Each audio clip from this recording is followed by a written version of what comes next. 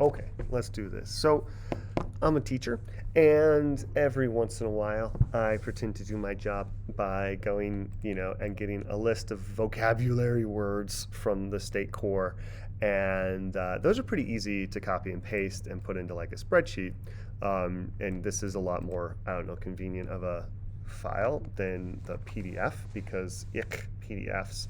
Anyway, but what would be better for vocab would be if I could make like a slideshow, like if it could be like word definition, word definition. And these are just like, it's not a perfect slideshow, obviously. It needs some pictures. It needs, other stuff. But like this would be a nice slideshow to make. But my good friends, there are, depending, 236 words in this, and even if I just do this one section of HTML, there are, 84 words. And I don't know about you, but I ain't got time for that. And so, let me go ahead and make this go bye-bye. I ain't got time to type in 84 or even 236. And so, might I present to you some code? This is some code. Let's close this really quick. This is not even a lot of code. This code can be found. You can go to App Scripts. App Scripts opens up this window.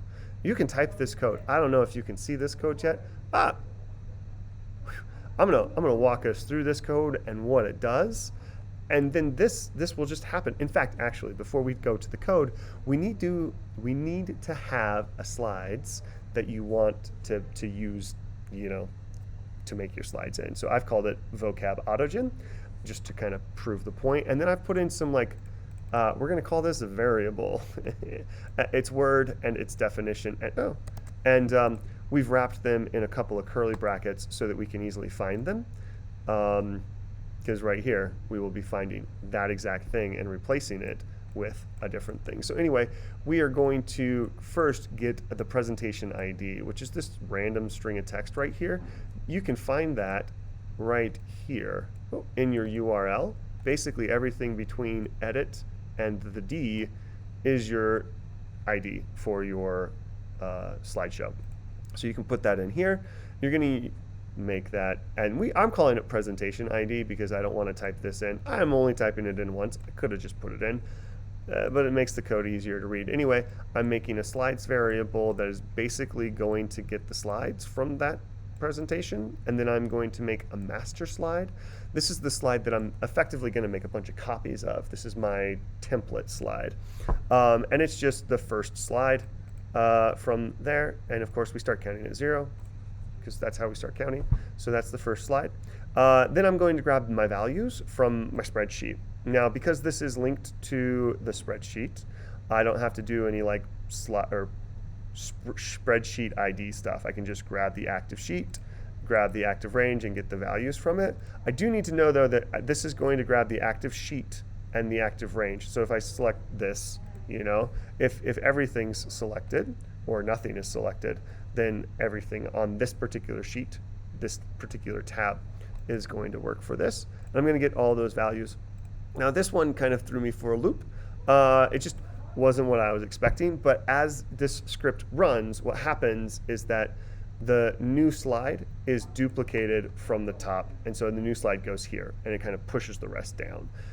And because it's kind of pushing down, the new one's on top and the new one's on top, everything gets kind of reversed. So to fix the problem, it was easier just to reverse that list right away. So we go values.reverse, and then we have a cute little for loop right here, basically for every row. And then because we're in the rows, we're these numbers here. This is the column of the row. So of course the first column and the second column.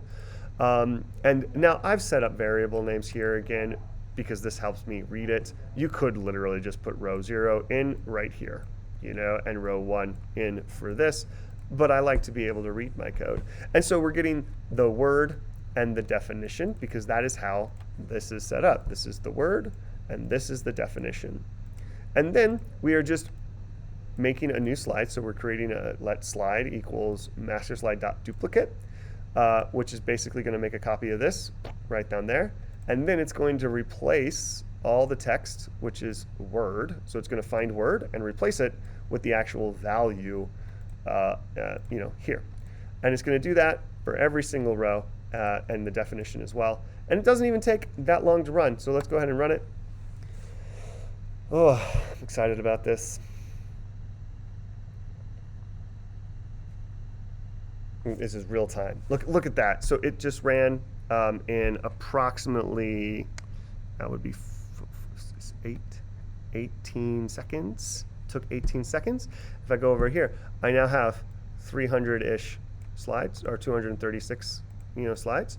And at this point, I now have, again, all of my vocab ready to go, or at least much more ready to go than I would have otherwise. And where there wasn't extra text for the HTML1 or HTML5, because that's HTML5, and then this one down here, JavaScript, right? I can swing on down here to, I don't know where it should be, probably row 87, so like slide 88 probably.